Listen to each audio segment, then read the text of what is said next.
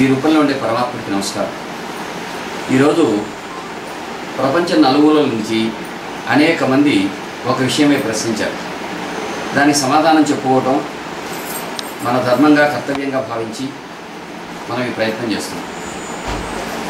ఈరోజు గత సంవత్సరం నుంచి ప్రపంచమంతా గొప్ప భయోత్పాతంగా ఎదురు చూస్తున్న చిట్ట చివరి రోజున మనం ఉన్నాం. ఏమిటంటే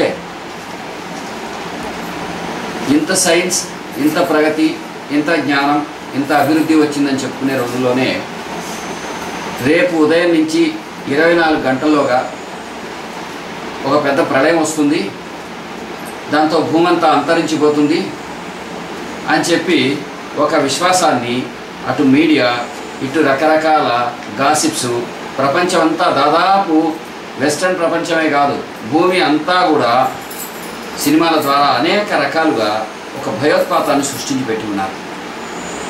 అంటే ఏమిటంటే రేపు యుగాంతం అయిపోతుంది, మానవజాతి మొత్తం నశించబోతుంది. ఏమిటంటే సూర్యుడు భూమి దగ్గర వచ్చేస్తాడ, దగ్గర రాగానే సముద్రాలు పొంగుతాయి, తర్వాత అగ్నిపర్వతాలు ఒకసారి బూడిద చేసేస్తాయి, అదేవిధంగా ఇంకా చెప్పలేని ఉత్పాతాలన్నీ వచ్చేస్తాయి. మానవులు ఉన్నట్టుండి 8 నిమిషాల్లో మాడిపోతారు. అంటే సూర్యుడి నుంచి భూమికి వచ్చే కాంతి కిరణం యొక్క దూరం అన్నమాట, సమయం అన్నమాట.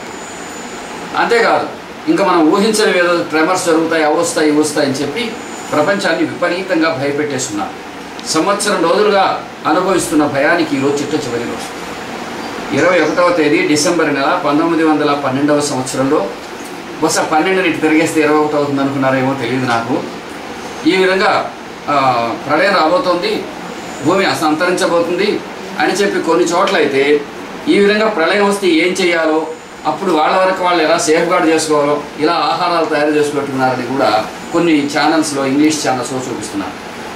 అదే కాకుండా యుగాంతం పేరుతో చాలా నవలలు, సినిమాలు, కథలు వచ్చాయి, అనేక పరిశోధన గ్రంథాలు వచ్చాయన్నారు. వీళ్ళందరూ ఏం చెబుతున్నారయ్యా అంటే ఒక అతిహేయము, నీచము, నికృష్టము అయినటువంటి ఒక విధానాన్ని ప్రచారం చేసిన ఒక దుర్మార్గమైనటువంటి పని వాళ్ళు చేసి పెట్టారు. ఏమయ్యా వాళ్ళు తిడతావా అంటే తిట్టడం కాదు, నిజం చెబుతున్నారు. ఏమిటంటే కలియుగాంతం లేకపోతే యుగాంతం, ఏదో ఒక యుగాంతం. ఈ ఆలోచన ఎక్కడ పుట్టింది, మొలిచింది అంటే మాయన్ క్యాలెండర్ అని ఒక క్యాలెండర్ ఉంది. ఆ క్యాలెండర్లో ఈ గ్రిగేరియన్ క్యాలెండరు, ఇప్పుడు మనం ఫాలో అయ్యేది గ్రిగేరియన్ క్యాలెండర్, అట్లాగే మనకు క్రీస్తు శకము, విక్రమ శకం, ఇలా కొన్ని క్యాలెండర్స్ ఉన్నాయి. అట్లాగే మాయన్ అనేది ఒక క్యాలెండర్. వాళ్ళు ఒక ఖగోళం గురించి కొంత పరిశోధన చేసిన ఒక శాస్త్రవేత్తలు, వాళ్ళు పూర్వ సమాజానికి చెందినవాళ్ళు. వాళ్ళు ఏం రాశారంటే వాళ్ళు వరుసగా చాలా క్యాలెండర్స్ రాశారు. అందులో క్యాలెండరు డిసెంబర్ 21, 1912తో అంతమైపోతుంది. అంటే ఆ రోజు ఆ క్యాలెండర్ అంతమైంది కనుక మరో రోజు కల్లా ప్రళయం వచ్చేస్తుంది, ఆ రోజే వచ్చేస్తుంది అని చెప్పి ఒక ప్రచారం జరిగింది. అది సత్యం అంత బలంగా ప్రచారం అవుతుంది, ధర్మం అంతగా ప్రచారం అవుతుంది, అసత్యము, అజ్ఞానము, భయము తొందరగా ప్రచారం. ఆ విధంగా ఈ రోజున ఒక ప్రపంచం అంతా ఒక భయోత్పాతంలో ఉంది. ఈ మధ్య కొన్ని సినిమాలు తీశారు. ఎంత అంటే అతి నికృష్టంగా మనుషులు చచ్చిపోవటం, ఏ కొద్దిమందో ఎక్కడికో వెళ్ళిపోవటం, ఆ విధంగా మనసును ప్రిపేర్ చేయడం కూడా జరిగింది. దీన్ని వ్యాపారంగా వాడుకున్నటువంటి మతవాదులు కూడా ఉన్నారు. ఏ మతం అయితేనే రాళ్ళతో కొట్టుకోవడానికి, ఏ పళ్ళు రాలగొట్టుకోవడానికి ఏ రాయి అయితే అన్నట్టు ఏ మతమైనా పర్వాలేదు. అంటే ఇంత ప్రగతి సాధించాము, ఇంత జ్ఞాన సముద్రంలో ఉండేటువంటి విజ్ఞానయుత సమాజంలో ఉన్నాం అనుకునే వాళ్లకు మూఢనమ్మకాన్ని ఇంతగా వ్యాప్తి చేయవచ్చు అనేది ఇది ఒక ప్రత్యక్ష నిదర్శనం.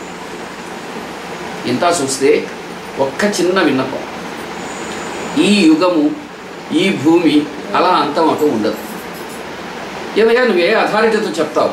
భారతీయ ఋషి విధానంలోంచి చెబుతాను. ఏమవుతుందంటే యుగం మారడం అంటే కృష్ణుడు కాలం అవ్వగానే యుగం మారింది, కలియుగం వచ్చింది. అంటే ఆ సమాజంలో, ఆ వ్యక్తులలో, ఆ భౌతిక విషయాలలో కొన్ని మార్పులు వస్తే రావచ్చు. ఇంకా ఎంత భయపెడుతున్నారంటే మొన్న అమెరికాలో వచ్చినటువంటి గాలివాన, ఇంకెక్కడో వచ్చినటువంటి ఉత్పాతాలు, ఇవన్నీ ఈ ప్రళయానికి సూచనలని మూర్ఖపు సూచనలు చెబుతున్నారు. ఎద్దు ఏనిందంటే దూడని కట్టేయమన్నట్టు మూర్ఖత్వాన్ని ప్రచారం చేస్తున్నారు. నిజానికి యుగం మారడం అంటే ఒక ప్రత్యేకమైనటువంటి మార్పు సామాజికంగా వస్తుందని చెప్పారే కానీ సృష్టి మొత్తం నశించిపోతుందని చెప్పలేదు.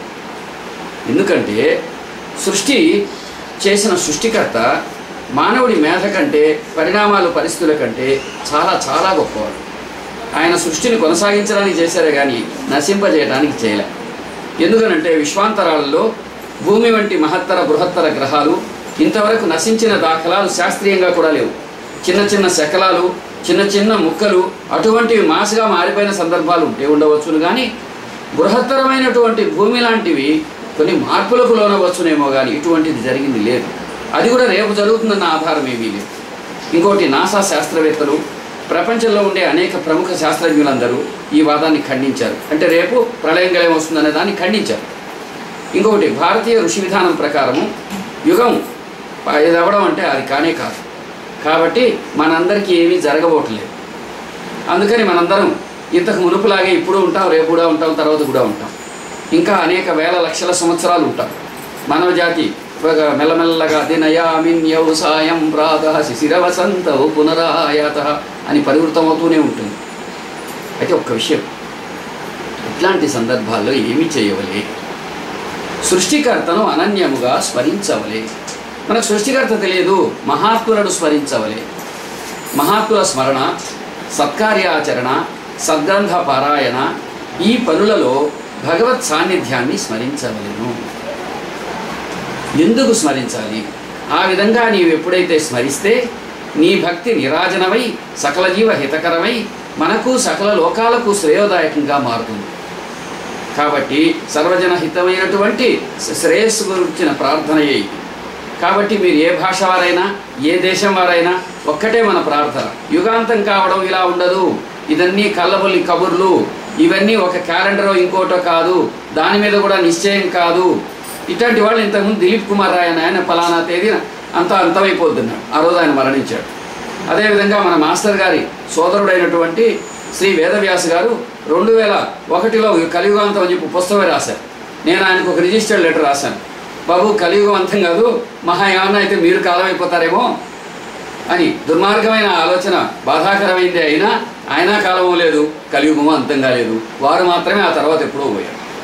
కాబట్టి ఎప్పుడు కూడాను ఇటువంటి ఆలోచనలు, ఇటువంటి భావాలు మూర్ఖమైనటువంటి మూఢనమ్మకాలను ప్రచారం చేయటమే కానీ తదన్యమైంది కాదు. ఒకవేళ సృష్టికి అటువంటి ప్రమాదం ఉంటే మహాత్ములు తమ తపస్సుతో కాపాడగలడనేందుకు ఎన్నో ఆధారాలు ఉన్నాయి. పూజ్యుడు వెంకయ్య స్వామి, ఇంతవరకు వచ్చిన ఋషి సత్తములు, పురాణాలలో అనేక సందర్భాలు భూమిని మహాత్ములు తపస్సుతో కాపాడుకున్న ఆధారాలున్నాయి.